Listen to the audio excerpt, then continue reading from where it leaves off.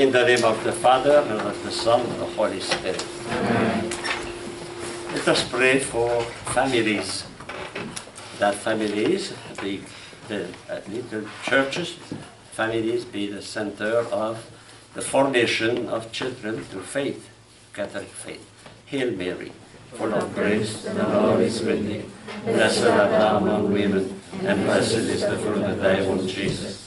Holy Mary, Mother of God, pray for us sinners, now and in the hour of our death. Amen. Mary, seat of wisdom, pray for us. In the name of the Father, and of the Son, and of the Holy Spirit. Amen. So this morning we begin chapter 11, the Categorical Syllogism, or reasoning. So we saw, first at the beginning of the year, we saw a concept, idea, definition, etc. And the expression, the concept is the word, or more general, a term. Okay? That is a fair operation. The concept, the insight is in my mind, but I express that through a word.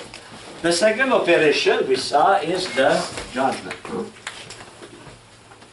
And judgment is expressed through proposition. Subject and predicate, and that is the expression of a judgment.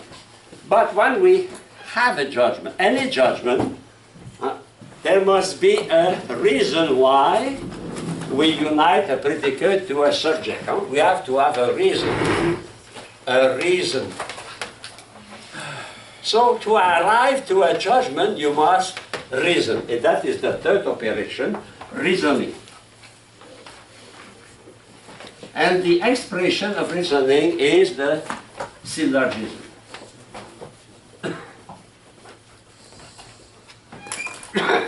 In fact, what we studied this year, in semester, the three operations of the human mind. To simple apprehension, judgment, and reasoning. And we express through word, through proposition, and through syllogism. So this morning we have to study that.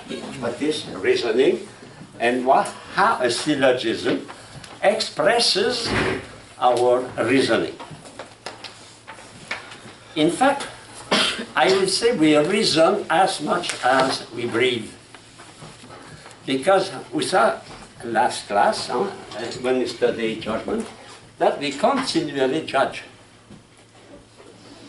Because continually we receive new sensation, new information, and from all those information, we reason. We give a judgment, but the judgment must be justified. And my judgment, every judgment I make, must be justified. I cannot say, for example, this board is red. I can say that. But I cannot think that. Because I know the board is not red, the board is green. But we have two ways to know things. We have a direct way of knowing things. We call it intuition. We do not reason to see, to know that the board is green, and that my shirt is black, or that the wall is green, etc. We don't reason. That is direct, intuition. I don't reason to affirm that I have 22 students here in the class because one is sick. I don't reason for that. It is obvious, direct knowledge. Okay?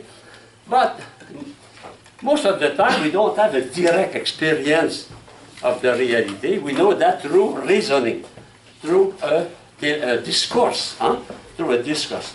So we start from what we know already, and we try to go to beyond what we know, to go farther, and that is reasoning.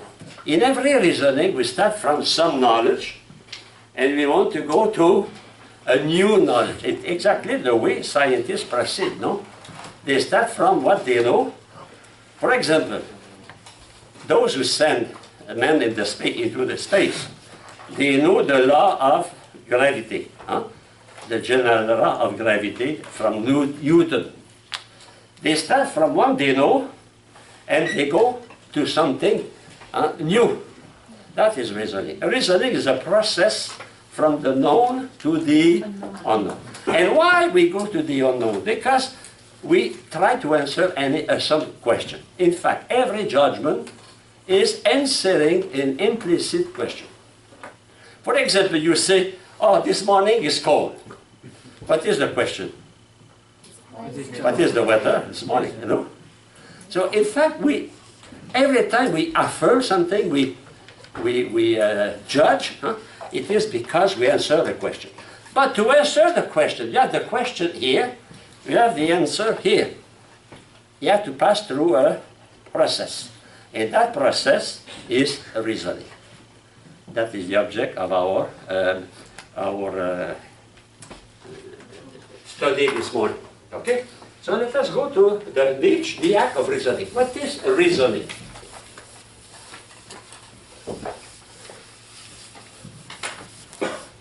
And in fact, we use the word reason many times. Of course, we don't see all the time reasoning. But when you say why, every time you say why, in fact, you are searching for a reason. Man is reasonable, a rational animal. Ratio in Latin means reason. So in fact, we reason because continually we are judging. And to arrive to a judging, we are working. And our mind is working very hard, you know, at the speed of light. If every word I tell you now, is transforming to your mind from a sound to a concept. And you put all my concepts together to arrive to the truth, no? So that is made at the speed of light, no? It's incredible when we think very rapidly. Happily. Imagine if we did not think rapidly, it would be a catastrophe when you drive a car, for example. And you see suddenly in front of you a deer on the road. Have you a long time to reason? You must reason very rapidly to know exactly what you have to do. To brake, and to try to avoid the deer. No? That happened to me a day. I was going to Modus, and in a curve there was a little deer. Looked at me kindly, happily. I was not going fast. Happily. Otherwise I will embrace it. Okay. So reason, reason comes from the Latin, really can mean to calculate, calculate. Ratio, in mathematics we have a word, ratio. Ratio in Latin. But the word in English, ratio, is reason in Latin. That means, what is the reason? For example, I write 4 in 8 on 8, or 3 on 6. What is the ratio of that? It is 1/2. So, in fact, it is the word reason or ratio has many meanings.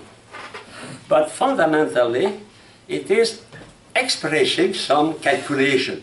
What is a calculation? It is a demonstration. No? When you calculate, when you answer a question in geometry or in mathematics or in chemistry or in physics, not only you calculate mechanically, but you reason. What is essentially a problem of mathematics, a problem of algebra? It is a reasoning. The teacher asks you a question, and you have to give the right answer. Between the question of the teacher and the answer, you have to reason. You have to use your reason. You rationalize. You rationalize. You use your reason. Okay?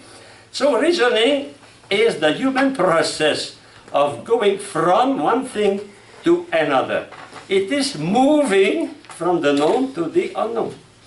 So the human person is able to go beyond his immediate perception of concept. I know things, but because I know things, I can put between them a link that will lead me to something new. It is the way we progress. We progress because we start from what we know, and through our intellect, we find a link, we call that inference, a link. And that link, intellectual link, leads me to a new affirmation, to something new. It is in fact, what is science? Science is reasoning. Science first is to know what is the thing. After that, it is to use that knowledge to go further. So, to go beyond what we know. That is the difference between man and animal. Your dog, your cat, you know exactly how to hunt a mouse. You know that. But don't ask him to plant a radish or a tomato. No, he knows that. But he cannot go beyond. That means he cannot progress. Why we can progress? Because we reason.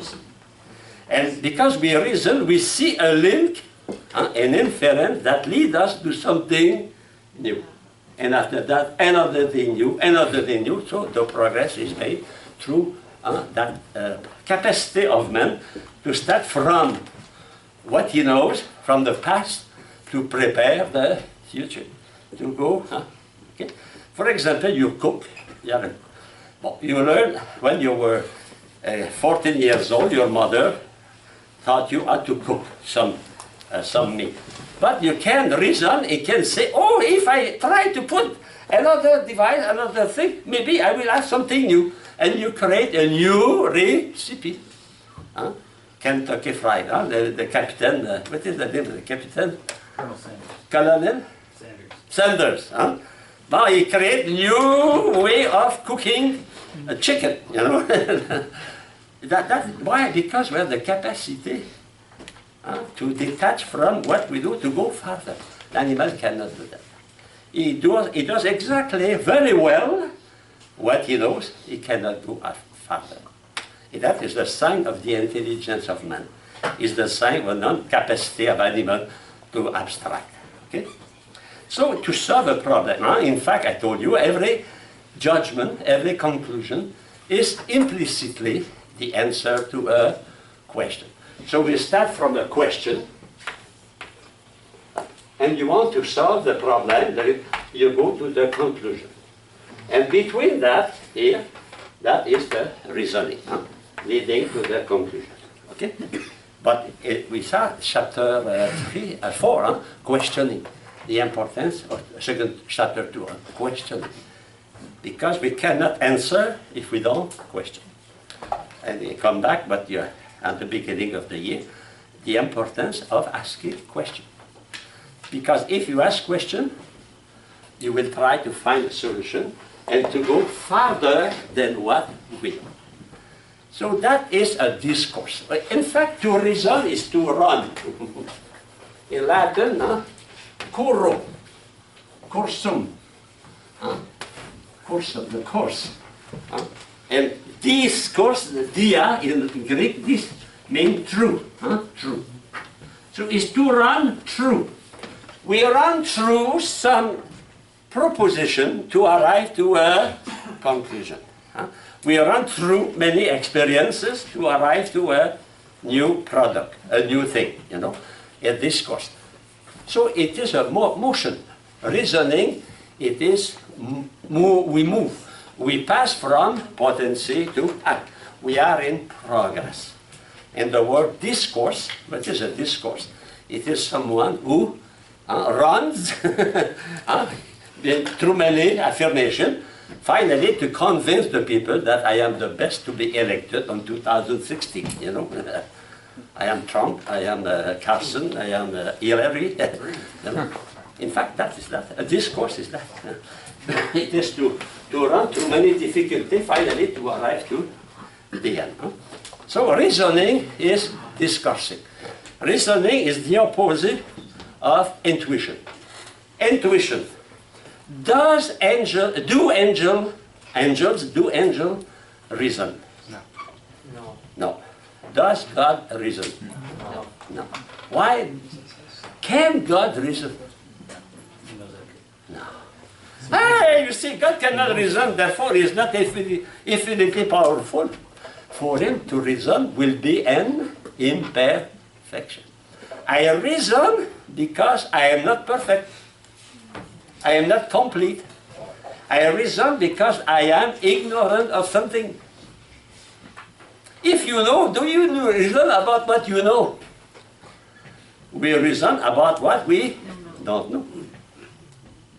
For example, your mother, you were 7 years old, you have to go to school in the 2nd grade, and you say, oh, mother, I don't feel well today. So your mother will examine you, touch you, give you thermometer. Why? You have fever. Why? Oh, we're going to go to school. Why? You know, reasoning is the way to finally to say, you will not go to school this morning. Oh, no, you are not sick. Run and take the school bus is coming. You know? Every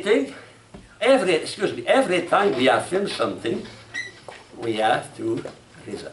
Because we are imperfect. You know what is an IQ? When you pass some, you want to have a job or to go to university, you pass an IQ. To know what is your intellect quotient. Are you intelligent or not?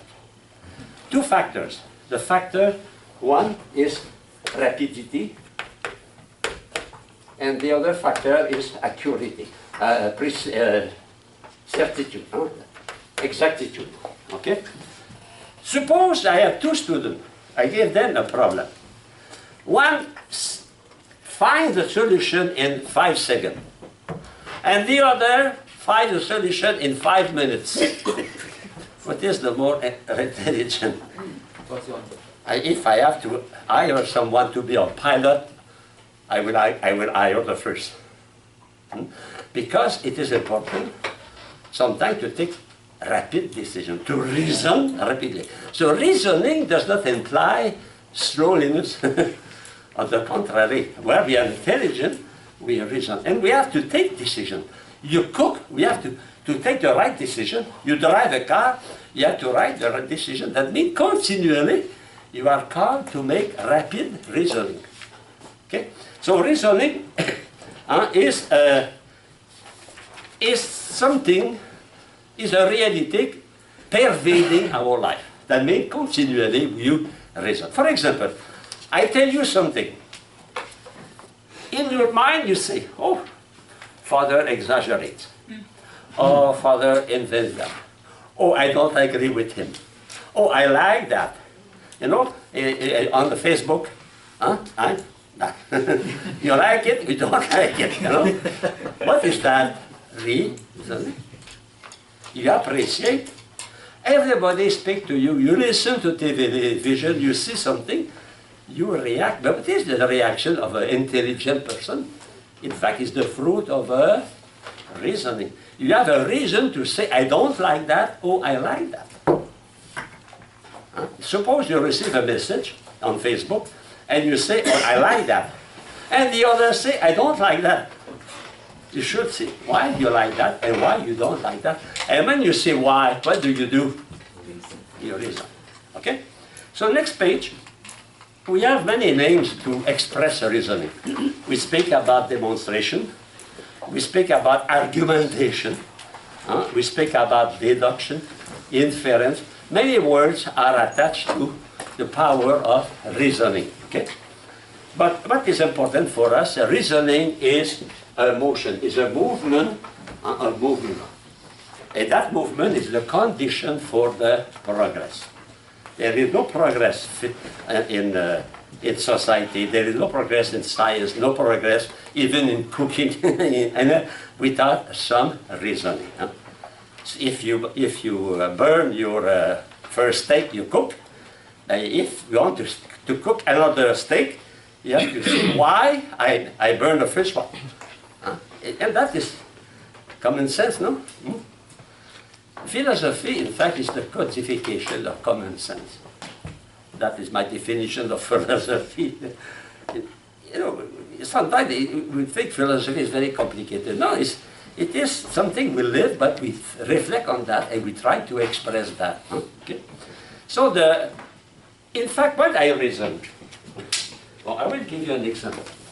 I use terms and I use proposition. Well, I will use a very simple reasoning, very simple. All men are mortal.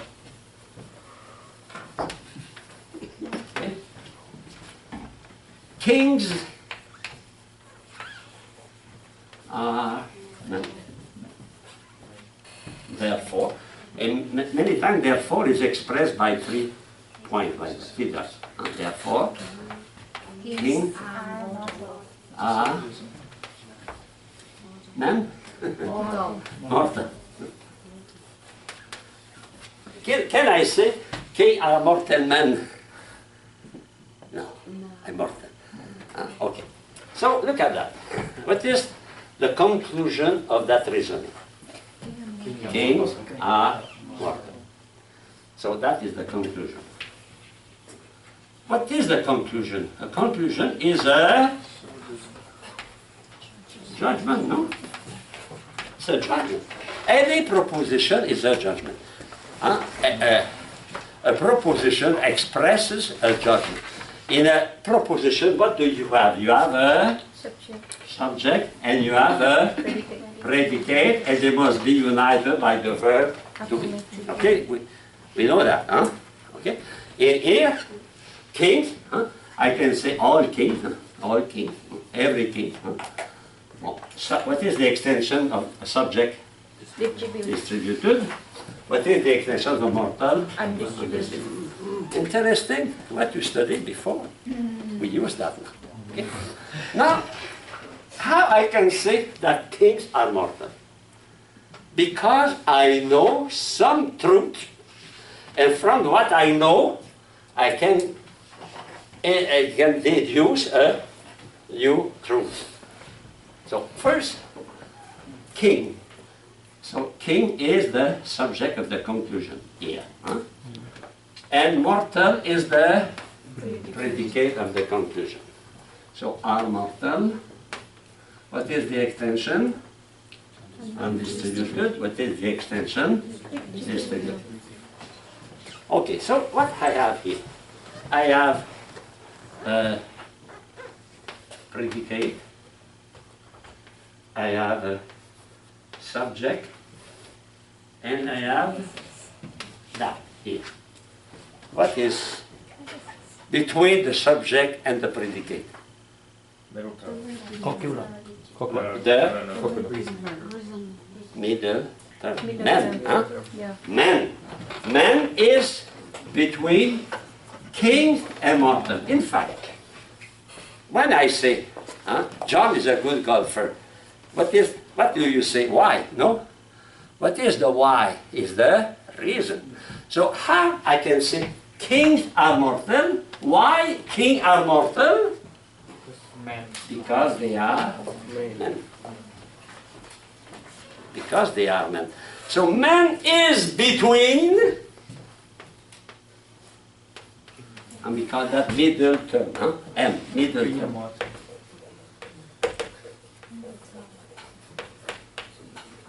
Man is between the subject and the predicate. So that term, middle term, is like a bridge. Huh? It's like a bridge allowing us to affirm that the subject is linked with the predicate and the predicate is linked with the subject. So you have 3 terms. You have the subject of the conclusion, the predicate of the conclusion. So when you analyze a syllogism, first go to the conclusion, always. You have 2 terms. And the middle term will be the third. And what is the third one? Here it is man. Man. Huh? Okay? So it is because kings are men, they are mortal. I can express that in another way. I can say, kings are mortal because they, king, are men. Are human, okay? That's it. In ordinary life, what is the form of reasoning you use? That first or the second? The first. For example, your mother, you are sick, you have fever, you are not well at all. So your mother write a letter to the teacher. He said, my little girl is very sick because she has 94 Fahrenheit or 38 Celsius degree of fever. So she gave a reason, and she said, take that to the teacher. Every time you affirm, you have to prove something. So the way we talk is that way. No? Is your mother say, our children, they have fever, they don't go to school. My little girl, you have fever. Therefore, my little girl, you will not go to school. Did your mother say that? Never. But she said to your father, you know, our daughter did not go to school because she has feverish. She has fever, you know. But when you, yes, so when you say that, for example, I am late because I have a flat tire. I am late because, so it is the way we talk. But when we want to reason systematically, you have to reason like that here. In fact, every reasoning, we call that anti-meme, if you want. Anti-meme. Nobody knows, but that is that. Anti-meme. We reason through anti-meme. I am sick because I study up to 2 in the morning to prepare the exam, the game of logic. Yes. You know, it's the way we reason. In fact, look at that. What is because? What is that? Because. Because. In fact, at the origin, it was by cause. By cause. And finally, that becomes because. That means, here is the reason. The cause is the reason why you don't go to school, you know. You have fever. You know? Is the reason why you are happy, you have a good mark. Okay, etc. So here, let us go now to the structure of the philosophy. In fact, essentially, reasoning is to find a because. Reasoning is to find a cause, is to find a why, is to find a reason. We can write because, you can say, king are the mortal by reason of, etc. Because is the reason why, etc. But in the language we say because, we say for, we say since, etc. We have many words. But the idea express the reason why. And when you are searching for the reason why, you are reasoning. And the expression of every reasoning is a syllogism. So if we want to understand correctly what is a reasoning, we have to understand well what is a syllogism. So on page 2, in fact, the word because, when you say that because, what do you say? You speak about cause and effect. So, the effect. K are mortal, that is the effect. And because, the cause, it is they are men. They are men. Because they are men, they are mortal. If you want, I can take another. All the mortal. And among the mortal, you have cats, you have dogs, and you have horse, you have men. So you have the mortal, and among the mortal, you have men. And among men, you have a group called king. King of the potatoes, king of rock and roll, king from England, any kind of king.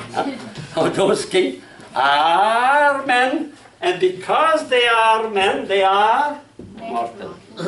Interesting. Okay, I come back now to that here. Okay, before I forget, go to page 2 at the bottom. Page 62. Page 62 at the bottom. Importance of reasoning. Well, in fact, I already spoke about that, but you have that here. Huh? Reasoning is of supreme importance for the ultimate question in any human life. We reason for little thing, but we reason for very important thing. For example, who am I? Where I am going to? You know, etc. Huh? The existence of God, for example. We reason. When we study the philosophy of God, we see that the knowledge of God is based on reasoning. Why? Because we have no direct knowledge of God. The extent of your soul, it is through reasoning. We don't see. When you look at you in the mirror, can you see your soul? No. So to affirm the existence of your soul, you have to reason. Huh? Okay? So a reasoning, it can be used for little things like how to cook an egg or to cook French fries. It can be applied also to very important question in my life. In fact, what is metaphysics? Metaphysics is searching for the ultimate causes. We reason to find the most important causes. For the most important reality. What is the most important reality in everything? To exist. To exist, to be. Yes. If you are not, if you don't exist, can you study philosophy? No. Can you study logic? No. No.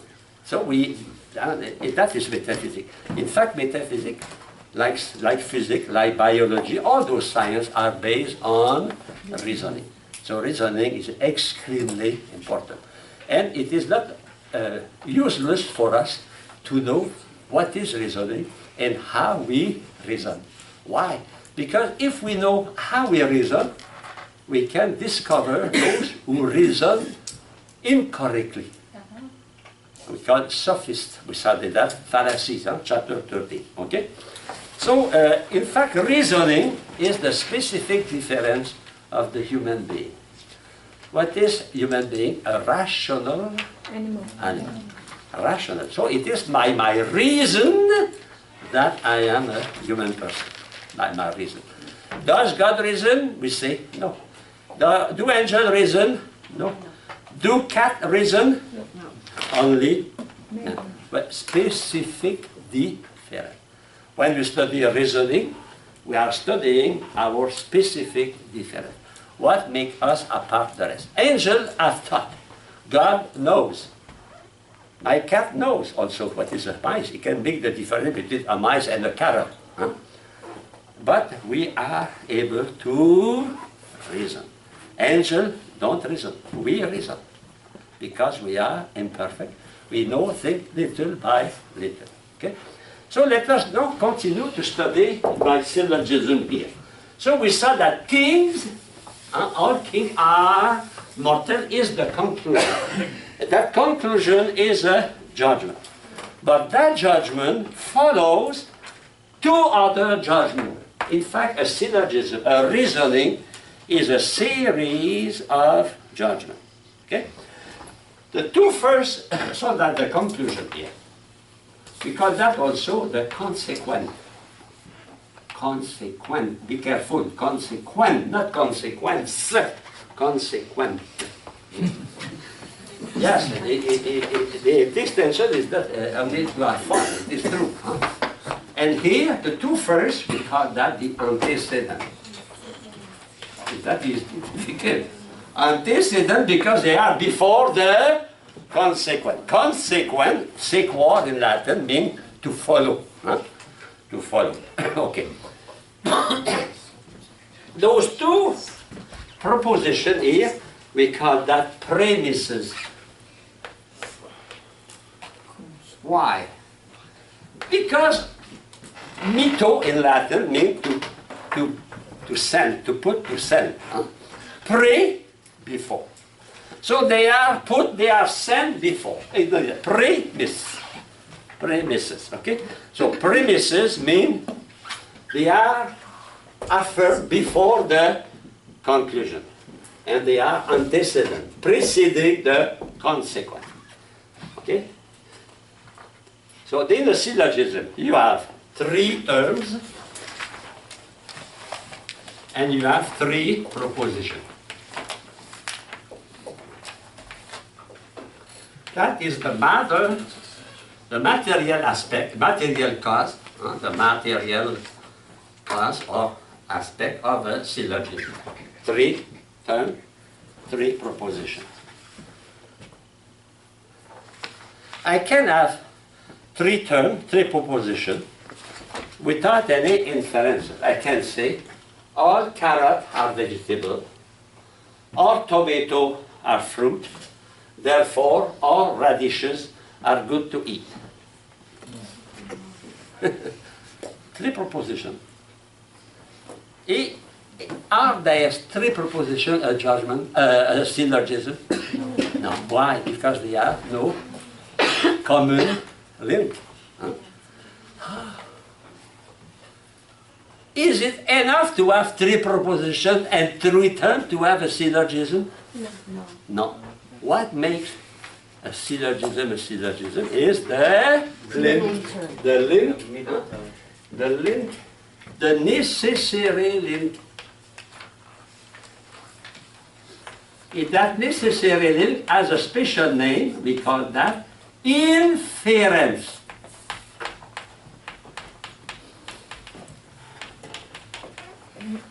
Inference. It is, you remember when Archimedes discovered the law of buoyancy, the hydrostatic, he has an insight. He understood. When you affirm something corresponding to the truth, you understand. We saw that. In syllogism, the link is making between that is the inference. And that link is not on the paper. Where is that link? In your mind. You know, in mathematics and geometry, I remember when I was young, believe it or not, and we have to study geometry. And we have theorem. Huh? Did you study geometry? Yes. Okay. So you have theorem to learn. What happened? Many times, students learn that by heart. Completely memorized. And they know the matter of the reasoning. They know the demonstration. If you ask a question to explain that, they are fish, like in an aquarium. No? They don't understand. They can give the reasoning without understanding. Why? They don't have the inference, the insight. And that is those who taught mathematics, they know that, because sometimes the student succeed at the examination because he learned by heart all the theorem of the book. And because he learned that by heart, he say, oh, I think that is good. And the teacher says, oh, that guy is very good. But you understand nothing. Like you can, I was 8 years old. I know by heart many songs in Latin. I know by a lot of things. I was a choir boy by 8 years old. I understood absolutely nothing. But push on the button, I was able to give all the things without meaning. Inference is the meaning. In fact, the inference is the soul of the syllogism. Inference is to the terms and propositions like the form to the matter, like the soul to the body, etc. Otherwise, I have only terms, only words. And that, you know, as a teacher, what I want to know from you it is not, you can't recite by heart the definition of what is a syllogism or what is, and to be able to explain that to me. You know, I will meet some one of you in the philosophy of man about the theory of knowledge. But what I want, I don't want you give me many terms. I want to know if you can make a link between those terms, you know. So that is reasoning. Essentially, reasoning, it is not to know words and proposition, it's to find the link, the inference, the soul of a syllogism. That otherwise, the syllogism is only a series of. When you study physics, well, you have a demonstration in your book about, for example, the cause of ice. We have water become ice, for example. You can learn by heart all the terms. But what is important, it is to be able to explain that in your own terms, to show that you understand, you know. The understanding, it is to find the inference. So you have three propositions, the conclusion and the antecedent. But every proposition here has a special name. So the premises has a special name. The proposition containing the predicate, the proposition containing the predicate is called the major. Usually, in the major, we have a general principle. For example, the mother says, you will not go to school. So what is the reasoning? All children who have fever don't go to school. You have fever, therefore you don't go to school. You have to use a general principle. You cook. What do you do when you cook? You put fire. You use gas, gasoline, not gasoline, no. Gas, or you use oil, you use coal, etc., wood. You cook. Why? Because there is a general principle that says when you eat meat, it is almost necessary to cook the meat, no? Because the caveman, 1,000 years ago, 1 million years ago, discovered that. Because if you don't cook the meat, you are sick. Finally, they discovered that is a general principle. If you eat hamburger, you have to cook your hamburger. Now I am preparing a party for 20 persons. I have 40 hamburger. I am preparing that. What I am doing, I am applying the general principle to a particular situation. So the minor is in fact the second proposition where I apply the general principle to a fact, to a particular situation. No? So we have a general principle. For example, I can say, all the students who want to succeed must study. You want to succeed, therefore you must study. So the first is a general principle. Secondly, you apply that to a particular situation. Even if it is universal here, it is that universality is not the same as here. All king has not the same universality as all men. And finally, you have the conclusion. So major and minor. Be careful. The major is not necessarily the first. It can be the second. What makes the major a major? It is the presence of the predicate. What is the minor? It is the presence of the subject. Because in the subject, in the minor, I define what is the subject. Here, the subject, king, I define them. In the first, I gave a universal, a general principle. Okay, you understand that? So a general principle, that is the major. A particular application, it is the minor. And now, because I am intelligent, I will see a necessary link between the major and the minor. Arrête the conclusion. But why can I affirm there is a link between because there is something in common. If that something in common is the middle term. So the middle term is very important. Huh? Very important. In many rules, we said that soon, huh? In the syllogism are about the middle term. Okay. I continue. Nature of the reasoning, number 3, huh? On page 62. Inquires whether or not some predicate may be connected to the subject. So the role of the syllogism, of the demonstration, is to allow us to affirm the conclusion. Can I affirm king are mortal or not? I can affirm that only if I find some link between the two first propositions. And that link is not on the paper, that link is in my mind. Inference. I catch who I don't understand, who I understand. Okay? But the material reality allowing me to affirm that is the presence of the middle term. In fact, here we have, I suppose I say M is to P, S, M, therefore S, P.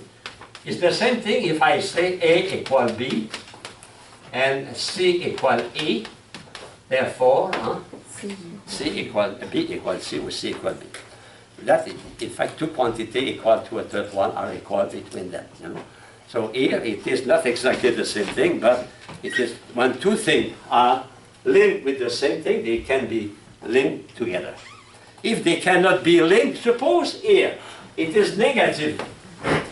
That means P is separated from the middle term. Can I affirm here S is united? No, I must separate them. I must separate them. Okay. So I go now to page 63. Well, I already spoke about that. Because you remember that, I will come back on that. Because. Okay. Now the categorical syllogism. So the reasoning is expressed to a categorical. Categorical means to affirm. You remember the 9 categories are about being. What is being? It is existence. Existence. And the syllogism, a conclusion, has value only in relation with existence, with being. What is the truth? The Conformity of my mind to the reality. In fact, the conclusion will be true if valid, if the other are also. Okay. The structure. Okay. So now definition of the page 63, definition of the categorical syllogism. It is the linking, linking, attaching, linking or separating, combining or dividing, excluding, including or excluding. If I have affirmative proposition, it is inclusion. If I have negative proposition, it is exclusion. We see that last class when we study distributed and undistributed. Don't forget, syllogism is made with proposition. And what we study about proposition, it is applied now here. No? The chapter on proposition, it is to prepare the chapter on syllogism. So what we study about proposition, it comes now on syllogism. Okay? So it is the conclusion. I have to unite the predicate of the conclusion to the subject, or to separate the predicate of the conclusion from the subject. So I can have an affirmative proposition, that means the predicate is united to the subject, or I can have a negative proposition and I separate the predicate from the subject. And if I unite them, because the middle term is common to the subject and predicate. If I separate them, because one is not common with the middle term. Therefore, it is separated. In fact, it is common sense. I think common sense. Page 64. So this is the natural pattern of thinking. One know on television or through direct experience a fact. Here we speak about firefighter. Okay, I will go just before. The conclusion: many firefighters were very courageous.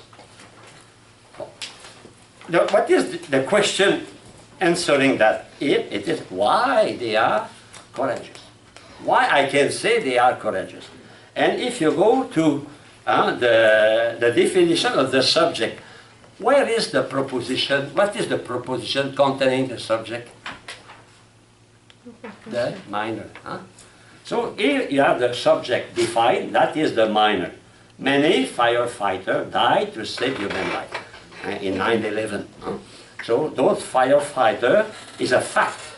And the fact is the minor. The fact is the minor.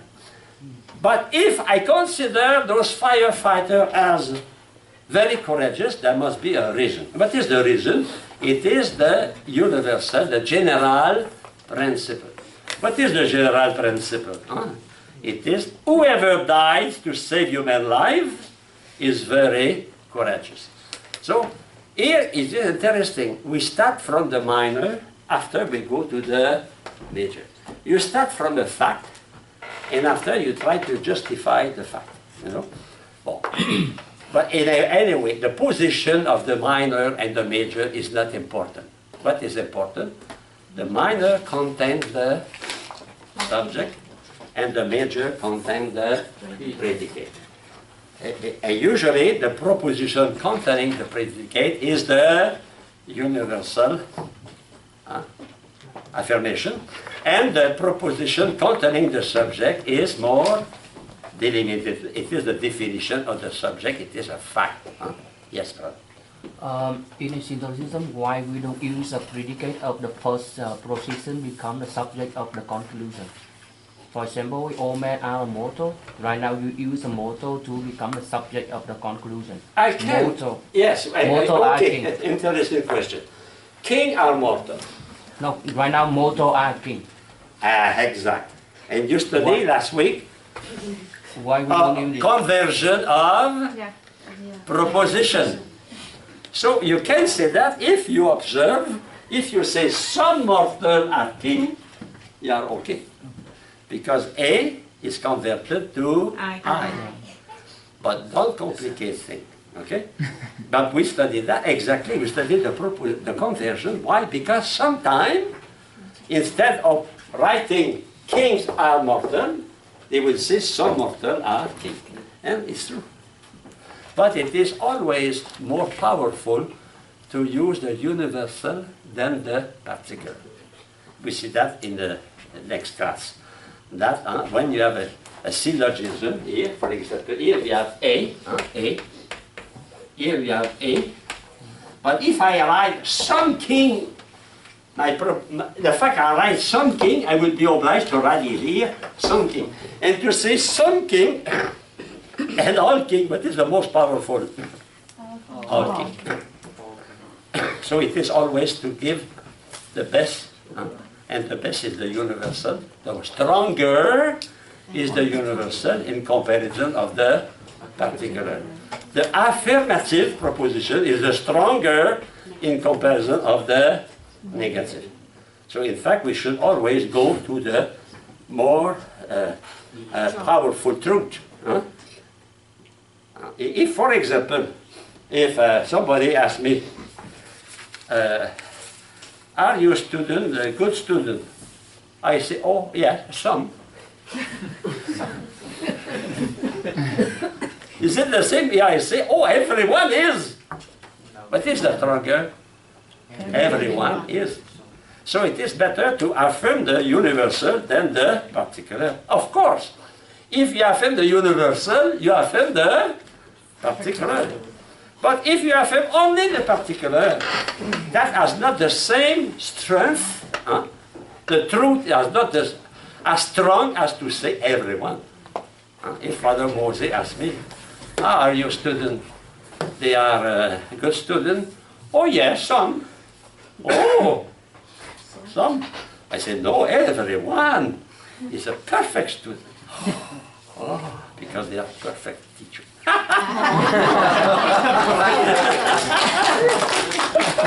That is a false induction. I saw that yesterday in the other class. Huh? Okay, so we know what we are doing with we are studying. Huh? I try to make you understand every term we use. Huh? So 3 terms: subject, predicate, and middle term. 3 propositions. The one with containing the general principle and the predicate is the major. The one defining the subject, the fact, is the minor. And the link, allowing my mind to lead to that conclusion, is the inference. The 2 first propositions are called premises, but also sometimes called antecedents. And we have the conclusion, or the consequent. Because the consequence is the inference. The inference is the consequence. You know, when you speak, you talk, you say, in consequence, as a consequence, consequently, what do? You give the conclusion. No? You give the effect. In fact, the conclusion is the effect of the premises. There is a link of causality between the premises and the conclusion.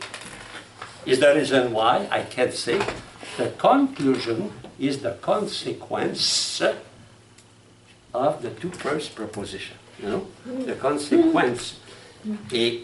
That is a word we use a lot of time. Huh? In consequence, or as a consequence, or consequently. That means what you do, what you did before, is the cause of what you say now. Huh? It's exactly what you do. What is the cause? The cause of that, it is the link between the 2 first propositions. That means my reasoning cannot be at random. A reasoning must be necessary, must be lead me to the conclusion. The link here, the inference, the inference is necessary. That is the characteristic of the categorical syllogism. Because the 2 weeks we study another one, the hypothetical syllogism. When your mother say, if you eat your soup, you will have a dessert. If you obtain a B, I will give you ice cream. We go to Dairy Queen, you know. If, that is hypothetical. If. But here it's not hypothetical, it is necessary. The king here are necessarily mortal. They have no choice. That is the difference. So when you say categorical syllogism, you understand why now. Okay? The link is, and when you affirm, most of the time you use that. Don't forget.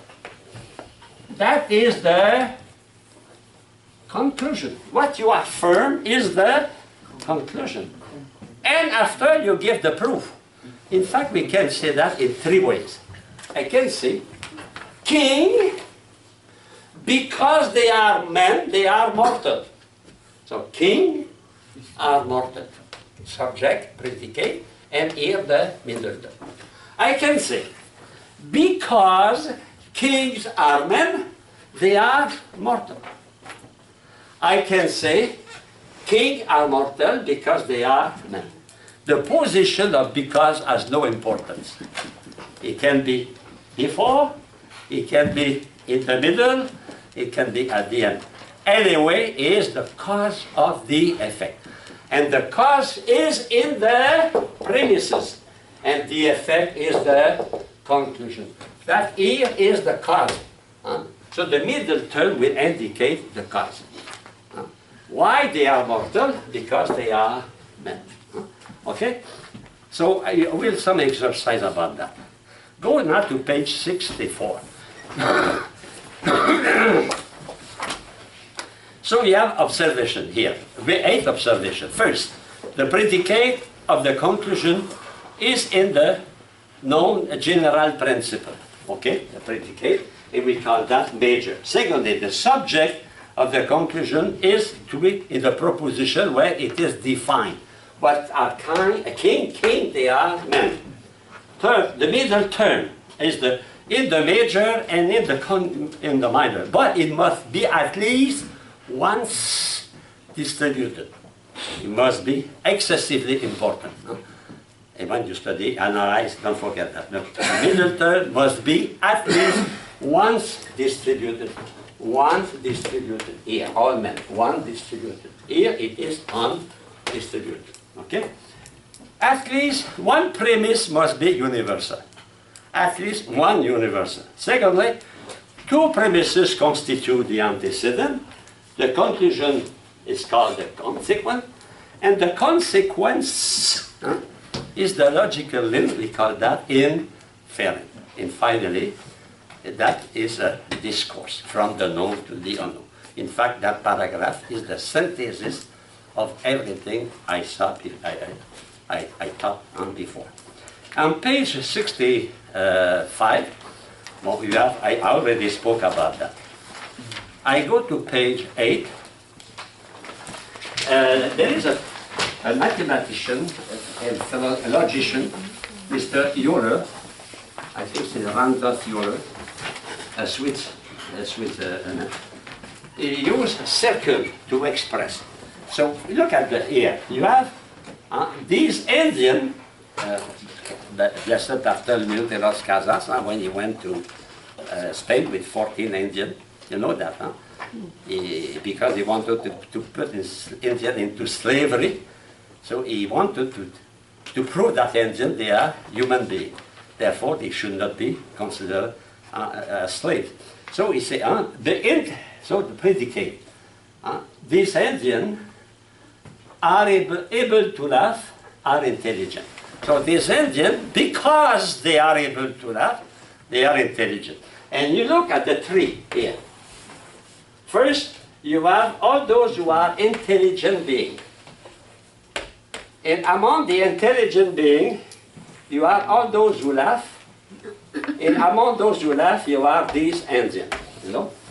So here, you have all those who are intelligent. That is, intelligent is the predicate. Predicate. The middle term is able to laugh. And conclusion, these Indians, the subject, and these Indians are able to laugh. So and they are intelligent. Among the intelligent, you have those who are able to laugh. And among those who are able to laugh, they are these. And therefore, because they are intelligent, they are human. They laugh, they are human. Another example.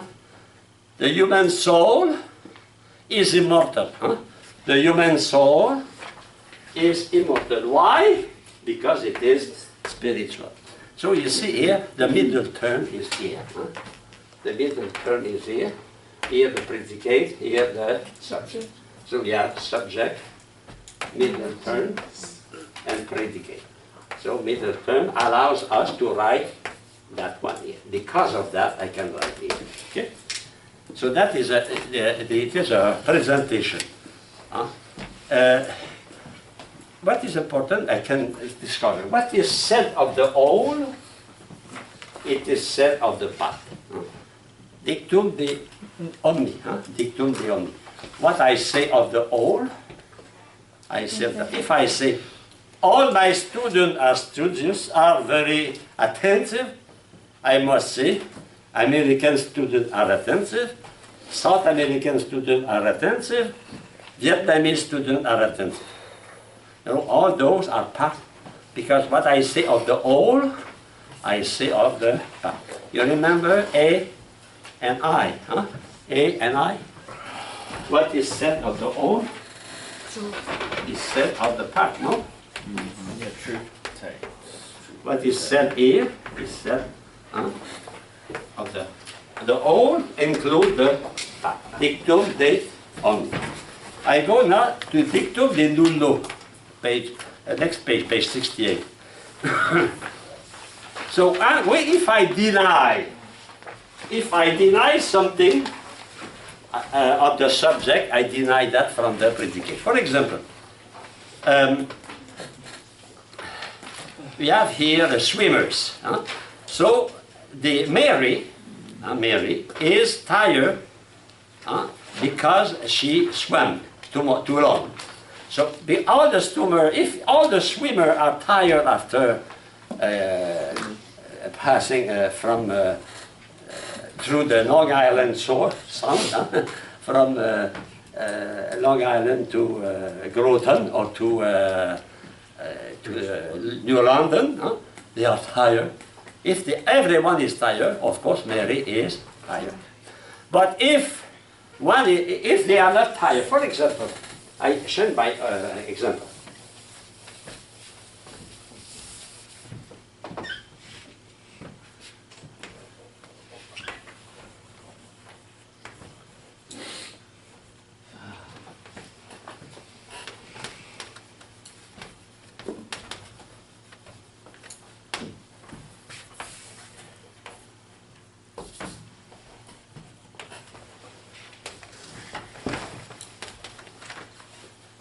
Okay. Angels are not material. Men are material. No? They are material. Angels are not material.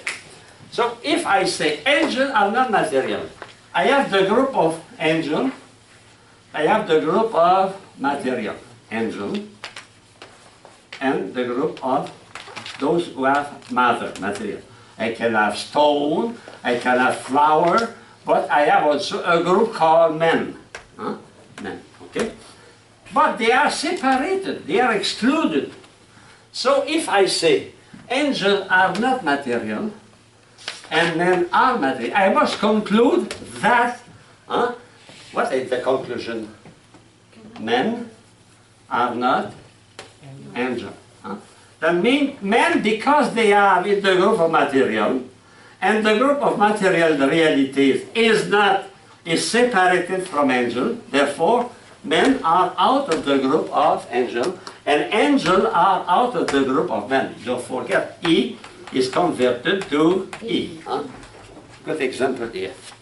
If I deny from angel the fact they are material, and men are material, I deny that men are angels. Okay? That means when there is negation, the conclusion must be negative. And what is a negative conclusion? It is total separation. We said that before. Remember that, no? Every negation is a total separation. So if I have a group here of material reality, and among them they are men, those reality are totally separated from angel. I can say cats are not angel. I can say stone are not angel. I can say men are not angel. Because they are totally, the idea of material reality is totally apart of, we call that dictum de nullo. Dictum de nullo. Okay? So now I go to page 69, continue. So the conclusion on the validity. Oh wait, a word about validity. We must be attentive, we are in formal logic. In formal logic, it's not necessarily the truth first. It is the validity. So you can have a valid reasoning with an untrue, with a false conclusion. If I say, for example, angels are men. Men are rational animals. Therefore, angels are rational animals. Strictly speaking, at the logical point of view, it's a good syllogism. But it is not true. It is valid, but not true. We have to make a difference between the validity of a syllogism That means if the syllogism obey the law of syllogism, and the content. The content is not true, but the reasoning is valid. And that we will study that in fallacies. In fallacies, sometimes the reasoning seems very beautiful, and because the reasoning seems valid, we take the conclusion as something true. So the validity of the reasoning does not imply the truth of the conclusion. You understand that? Yeah. Huh? The validity is the way we observe the law of logic. The truth is the conformity of the content to the reality. It's two different things, okay? And those who are specialized in that way of proving the falsity through a good syllogism, a very, we call that for sophists. Sophists. The sophists are those men who are paid to prove things they are not true. But they are so bright they can induce you into error. Fallacy, we studied that, chapter 13. So the validity, okay. The conclusion follows necessarily from the premises. And we see after that that the conclusion follow always the weaker premise. I explained to you. It is the weaker, universal and particular, it is the particular. Affirmative and negative, it is the negative.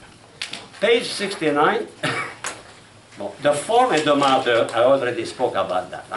The form of the syllogism is the name, the inference, the obedience to the law of reasoning, and the matter is the content. I can have a good reasoning, but the content can be false. Okay?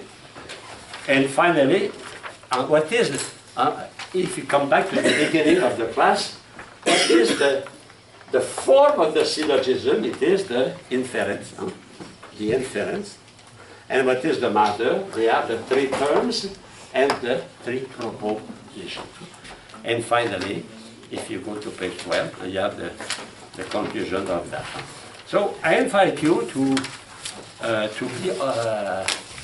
update, not to wait too long, because we have a lot of exercises on that. If you can begin to exercise and to develop your logical muscle, don't wait in November.